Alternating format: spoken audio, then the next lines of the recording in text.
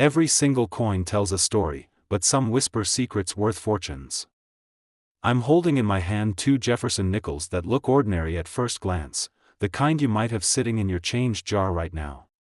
But these particular years, 1974 and 1989, hide variations so rare and valuable that collectors have paid tens of thousands of dollars to add them to their collections. Today, we're exploring these extraordinary error coins that demonstrate how even the most common denominations can become numismatic treasures. Let's start with the legendary 1974 Jefferson Nickel. The 1974 Jefferson Nickel might seem unremarkable, just one of billions produced at the Philadelphia Mint that year. But hidden among those billions exists an extraordinary minting error that creates what collectors call the 1974 no-S-proof Jefferson Nickel. This coin has become one of the most valuable modern error coins in American numismatics, with fewer than 15 confirmed examples known to exist. The story begins in San Francisco, where the U.S. Mint produces special proof coins intended for collectors. These proof coins feature sharper strikes, mirror-like fields, and frosted designs that distinguish them from regular circulation coins. Each proof coin from San Francisco bears the distinctive S mint mark beneath the date, except, mysteriously, for a handful of 1974 Jefferson Nickels that escaped without this crucial identifier. Imagine the scene at the San Francisco Mint in 1974.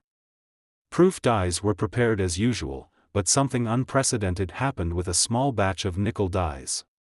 Either through oversight or error, the mint mark was never punched onto these dies before they were used to strike coins.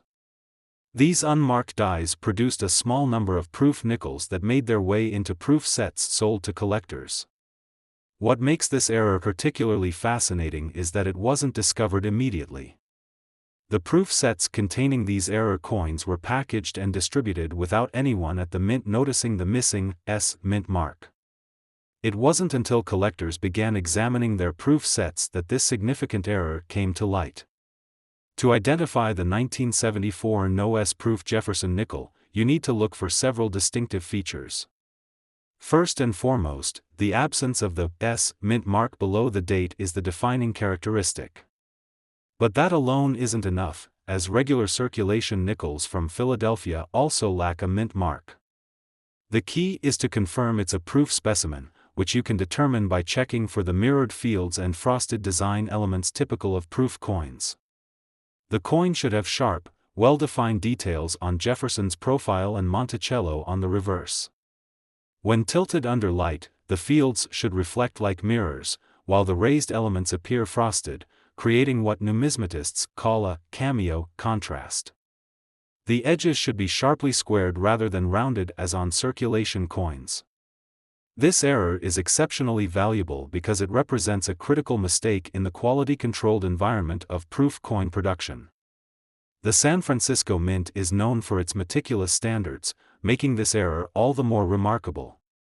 It's important to note that all 1974 no-S proof nickels were released exclusively in proof sets, not in circulation, so finding one in pocket change is virtually impossible. The market value of the 1974 no-S proof Jefferson Nickel has shown remarkable strength over the decades. In 1974, a proof set cost about $7 from the mint.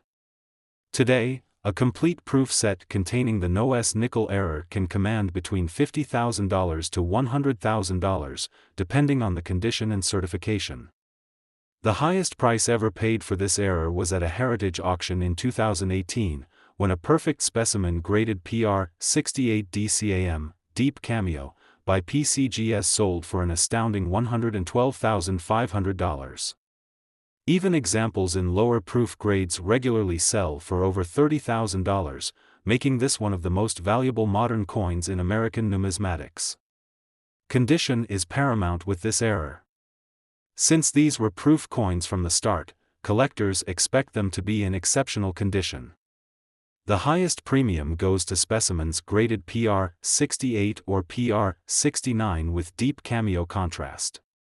Even the slightest imperfection can significantly impact value, with the difference between a PR 67 and PR 68 potentially being tens of thousands of dollars. There's a fascinating story about the discovery of this error that illustrates how ordinary collectors can make extraordinary finds. In late 1974, a collector named Frank Robinson was examining his newly purchased proof set when he noticed the nickel lacked the expected S mint mark. Initially thinking it was just an odd variation, he mentioned it to a fellow collector who recognized its significance immediately. Robinson's proof set, purchased for just $7, contained a coin that would eventually be worth tens of thousands of dollars. The 1974 no-S proof nickel also has an intriguing place in the broader context of no-S proof errors. The San Francisco Mint had previously created no-S proof dimes in 1968, 1970, and 1975, and would later produce a no-S proof penny in 1990. However, the 1974 no-S nickel is considered significantly rarer than any of these other mint mark errors, with fewer confirmed examples. Another fascinating aspect of this error is that it occurred during a transitional period in American coinage. The 1970s saw the mint experimenting with new compositions and production methods. Copper-nickel-clad coinage was still relatively new, having replaced silver in dimes and quarters just a few years earlier. Some numismatists speculate that the upheaval in production methods may have contributed to oversight errors like the missing mint mark. The rarity of this error created quite a stir in the numismatic community. When news broke of the discovery, collectors frantically began examining their 1974 proof sets. The publicity triggered what some called a proof set rush, with collectors buying up remaining 1974 proof sets from dealers and the mint in hopes of finding the error. This buying frenzy drove up prices for all 1974 proof sets, regardless of whether they contained the error. What makes collecting these errors particularly challenging is that you can't tell from the outside packaging whether a proof set contains the error. The only way to know is to open the set and examine the nickel, but opening a sealed proof set can potentially reduce its value if no error is found. This has created an interesting dynamic where unopened 1974 proof sets sell at a premium based on the possibility they might contain the error. For those who believe they might own this rare error, professional authentication is absolutely essential. The coin should be examined and certified by a recognized grading service like PCGS or NGC.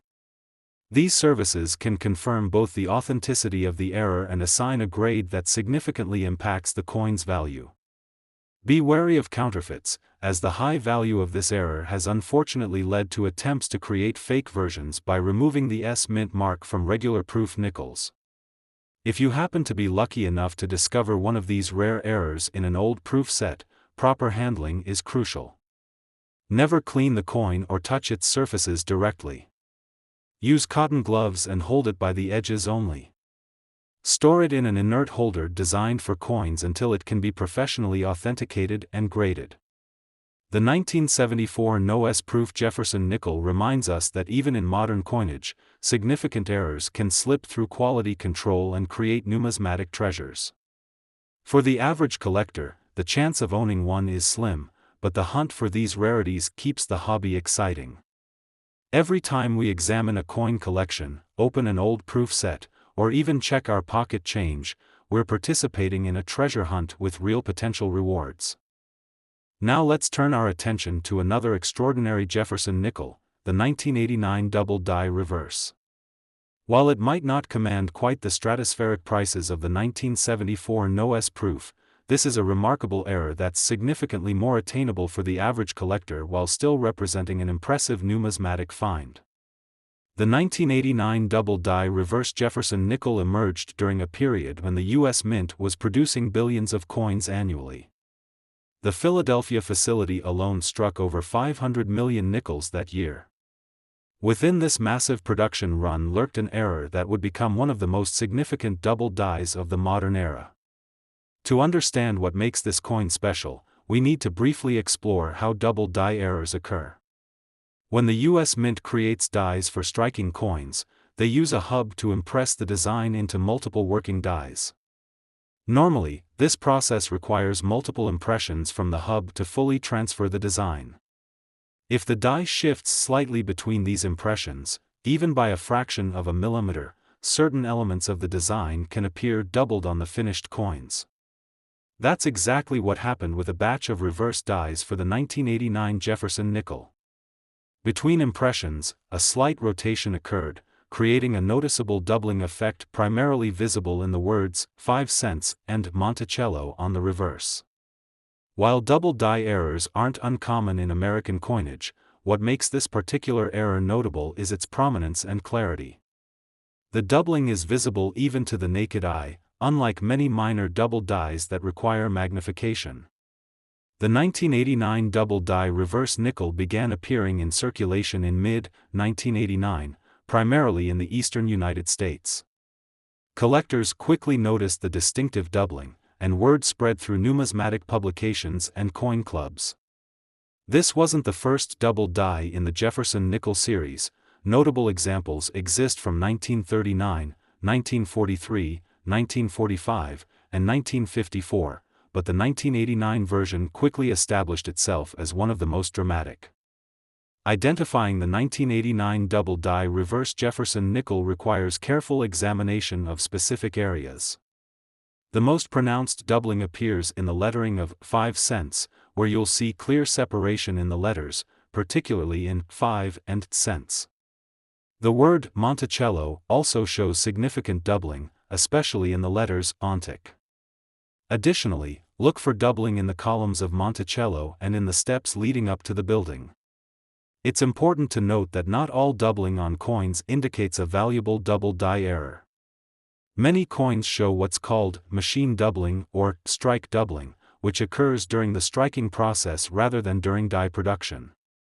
This type of doubling typically creates a flat, shelf-like appearance rather than the sharp, separated images seen in true double dies. The 1989 double die nickel shows the crisp, separated doubling characteristic of a genuine double die error. Unlike the 1974 no-S proof nickel, which was exclusively found in proof sets, the 1989 double die reverse nickel entered general circulation. This means that examples could potentially still be found in pocket change, coin jars, or rolls of nickels, making it a modern treasure hunt accessible to anyone willing to search. The market value of the 1989 double die reverse Jefferson Nickel varies significantly based on condition. In circulated grades, examples typically sell for $20 to $50, making it an affordable error coin for beginning collectors. In uncirculated condition, values increase substantially, with MS-63 examples fetching $75 to $100, and gems in MS-65 or better commanding $150 to $300. At the highest end of the grading spectrum, the finest known examples in MS-67 have sold at auction for $1,500 to $2,000. While these figures don't approach the six-figure prices of the 1974 no-S proof, they represent an impressive return considering the coin's face value of just 5 cents. What makes the 1989 double die particularly interesting from an investment perspective is its relative affordability combined with its significance. As one of the most prominent doubled dies in the modern Jefferson Nickel series, it has established itself as a must-have variety for serious collectors of the series. This sustained collector demand has helped maintain strong values even as more examples have been discovered over the decades. The condition spectrum for this error is particularly broad. Unlike proof errors which start in pristine condition, the 1989 double die nickels entered circulation and experienced varying degrees of wear. Collectors categorize them on the standard Sheldon scale from about good, AG3, for heavily worn examples to mint state, MS-70, for perfect specimens. The greatest value lies in finding uncirculated examples, particularly those with full steps, FS, where the steps leading to Monticello on the reverse show complete detail. Most Jefferson nickels, even uncirculated ones, lack complete detailing on these steps due to strike weakness. A 1989 double die with full steps can command a significant premium over standard examples. There's an interesting story about the discovery of this error that highlights how ordinary collectors can make valuable finds. In late 1989, a bank teller in Pennsylvania who collected coins noticed something odd about a nickel that came through his drawer. Under closer inspection, he identified the double die error and began setting aside examples. By the time the variety became widely known in numismatic circles, he had accumulated nearly 200 specimens, effectively creating an instant nest egg from pocket change. Another fascinating aspect of this error is that it occurred during a period of transition at the U.S. Mint. The late 1980s saw the Mint implementing new quality control measures and updated equipment. Some numismatists speculate that these changes may have contributed to the double die error slipping through, as staff adjusted to new procedures. The 1989 double die nickel also has an interesting connection to other notable errors of its era. The late 1980s and early 1990s produced several significant U.S. coin varieties, including the 1995 double die cent and the 1992 close AM reverse cent. Collectors who focus on error coins often pursue these as a themed collection, representing a specific period of mint production anomalies. For those hoping to find this error, roll hunting can be a productive approach. Searching through bank rolls of nickels offers better odds than examining loose change, though the chances diminish with each passing year as coins are lost to wear, damage, or removal by other collectors.